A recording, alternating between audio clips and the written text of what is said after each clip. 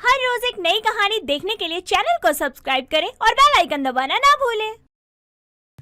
सरनपुर गांव में शंकर अपनी पत्नी मनोरमा और मां कुंती के साथ रहा करता था। शंकर बहुत ही गरीब था। वो गांव के ही सरपंच के खेतों में काम करके अपना परिवार चला रहा था। एक रोज शंकर देर शाम घर आता है। अरे शंकर, क्या हुआ? बड़ा जल्दी आ गया घर। सब ठीक तो है ना? हाँ, बस थोड़ी तबीयत खराब है और कुछ नहीं। बहू, शंकर आया है, उसे चाय पानी दे। अब रज्जू शंकर के लिए पानी लेकर आती है तो वो देखती है कि शंकर का बदन बुखार से तड़प रहा था। अरे, आपको तो तेज बुखार है। रुकिए, मैं आपके लिए दवा लेकर आती हूँ। पता नहीं, सुबह से ही मुझे काम करने का मन नहीं कर रहा था, लेकिन फिर भी मैं काम करने गया तो मुझे थकावट महसूस हुई और शाम होते होते मुझसे काम नहीं हो पाया। मैं सरपंच जी से कहकर आया हूँ। भगवान भी ना जाने कैसे कैसे दिन दिखा रहे हैं हमें। मुझे कुछ समझ नहीं आ रहा कि क्या करूँ मैं, लेकिन मैं अपने परिवार को भूखा भी तो नहीं रख सकता हूँ। भगवान भी ना जाने कब तक हमें और दुख में रखेगा। मुझे मेरे बच्चों का ये दुख नहीं देखा जा रहा है। शंकर ने कभी गरीबी देखी नहीं थी और इतनी गरीबी की उसे आदत नहीं थी। ऊपर से ठंड की मार ने उसे और ज्यादा परेशान करके रखा था। अब रज्जू राशन के पैसों से शंकर के लिए दवा लेकर आती है। बहू, ले आई दवा। शंकर दवा खा ले, ठीक हो जाएगा। खाने में क्या बना रही हो? जो भी बना रही हो गर्मा गर्म बना देना। हाँ बहू, ठंड से ही शंकर की तबीयत खराब हुई है।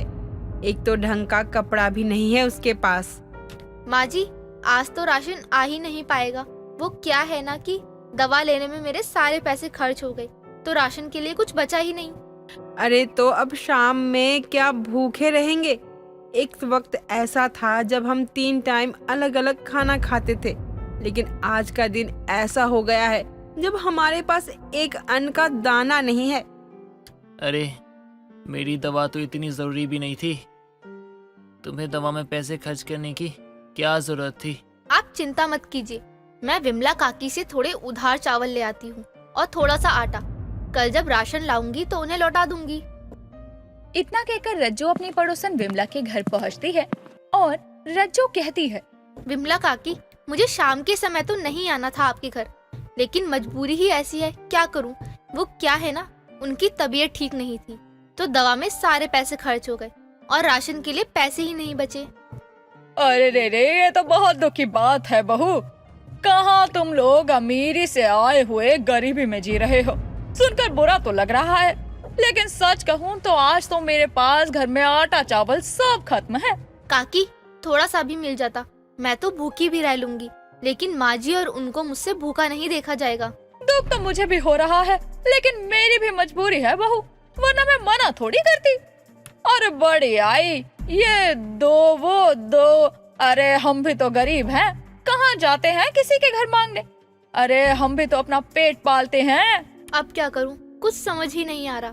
मैं तो भूखी भी रह लूंगी, लेकिन माँ जी और उनके लिए क्या बनाऊं? लाला जी की दुकान से उधार ले आती हूँ। अब रज्जू अपने गांव के लाला की दुकान पर जाकर उधार राशन लेकर आती है और शाम के लिए खाना बनाती है। अब अगले दिन सुबह सुबह शंकर खेतों में जाने के लिए निकलने लगता है। तभी कुंती अपने बेटे शंकर को कहती है, तेरी तबीयत ठीक नहीं है, तू कहाँ जा रहा है? माँ, अगर आज भी काम पर नहीं गया तो सरपंच साहब कल वाले पैसे भी नहीं देंगे। लेकिन तेरी तबीयत भी तो ठीक नहीं है ना बेटा। मैं भी कितनी लाचार माँ हूँ, अपने बच्चे को ऐसे देखकर खुद को असहाय महसूस कर रही हूँ। माँ, आप इसकी चिंता मत करो। भले ही हमको इसकी आदत नहीं है, लेकिन वक्त सब ठीक कर देगा।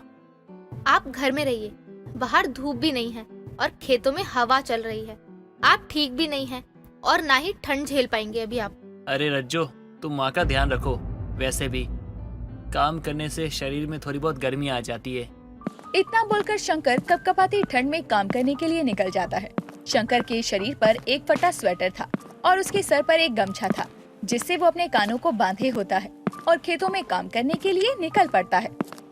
कहाँ शहर में अमीरों वाली जिंदगी और कहाँ गांव में गरीबों वाली जिंदगी, वो भी ठंड में जीनी पड़ रही है मुझे। ऐसा लग रहा है जैसा किस्मत मेरे साथ है ही नहीं। मैंने तो भैया को अपना सब कुछ माना, लेकिन भैया ने क्या किया? उन्होंने मेरे भरोसे का ये सिला दिया। उन्होंने घर, जमीन, कंपनी सब अपने नाम करवा के मुझे, रज्जो और तो और माँ को भी घर से निकाल दिया। अरे अब कैसी है शंकर तेरी तबीयत? उस दिन रज्जो आई थी आटा चावल लेने, लेकिन मेरे पास तो थे ही नहीं, तो मैं दे नहीं पाई।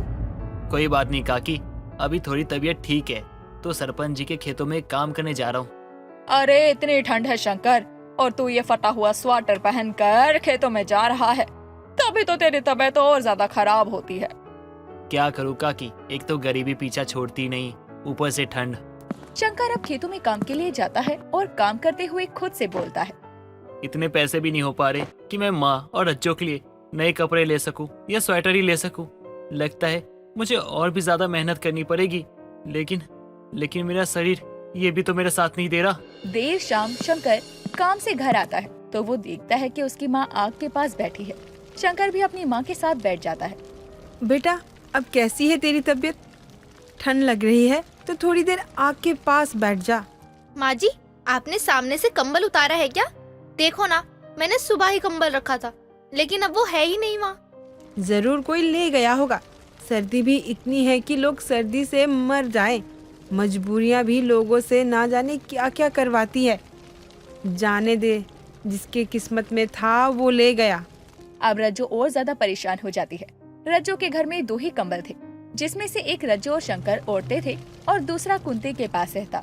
ऐसे में देर रात जब कुंती एक पटी चादर ओढ़कर सो रही थी, तो रज्जो अपनी सास को कंबल ओढ़ने को देती है और खुद आग जलाकर बैठ जाती है और रात भी उसी आग के पास काटती है। बहू, तू पूरी रात यहाँ सो रही थी क्या? देख तो कितनी ठंड है, और तू, हे प्रभु, मेरे नाजुक से बच्चों को और कितना कठोर बनाएगा।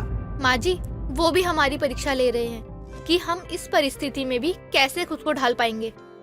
मैं भी देख रही हूँ अपने बच्चों को, जो सर्दी में उठने में भी इतने नखरे करते थे, आज वक्त और किस्मत की मार से लड़ रहे हैं और खुद ही बिना कहे अपनी जिम्मेदारी समझ रहे हैं। मैं प्रभु से यही उम्मीद करती हूँ सब ठीक हो जाए। माँ, सब किस्मत का लिखा हुआ है। कहाँ पहले थोड़ा सा भी सर दर्द हुआ करता था तो घर पे बैठ जाया करते थे, और अब देखो, अब बुखार होने पर भी काम करना पड़ता है। कहाँ पहले हर समय अपनी पसंद की जैकेट, स्वेटर पहना करते थे, और आज देखो, फटे पुराने कपड़े भी नसीब नहीं होते हमें। पहले खाने के लिए हम कितने नखरे किया करते थे, ये नहीं खाऊंगा, वो नहीं खाऊंगा, और अब देखो ना, अब तो आधा पेट खाना भी नसीब नहीं होता हमें। कई दिन तो भूखे रहते और कई दिन पानी पी के सो जाते हैं, और इस ठंड में तो माँ पानी भी नहीं पी पाते हम, क्योंकि पानी भी ठंडा होता है, और हम तो गरीब है ना। शंकर को अपने परिवार को दुख में देखकर बहुत दुख होता है, लेकिन वो कुछ कर नहीं पा रहा था। बीमार रहने पर भी वो अपनों के लिए मेहनत कर रहा था। जो काम उसे आता तक नहीं था, वो काम भी बहुत लगन और मेहनत से कर रहा था। हालांकि परिस्थिति को देखकर रज्जो भी सरपंच जी के खेतों में काम करने लगती है, और शंकर शहर में अपने लिए काम ढूंढता है, और उसे जल्दी ही काम मिल जाता है, क्योंकि शंकर अच्छा खासा पढ़ा लिखा था। दोस्तों, अगर आपको ये कहानी पसंद आई तो इसे लाइक करें, शेयर करें और कमेंट करके बताएं कि कहानी में आपको सबसे अच्छा क्या लगा।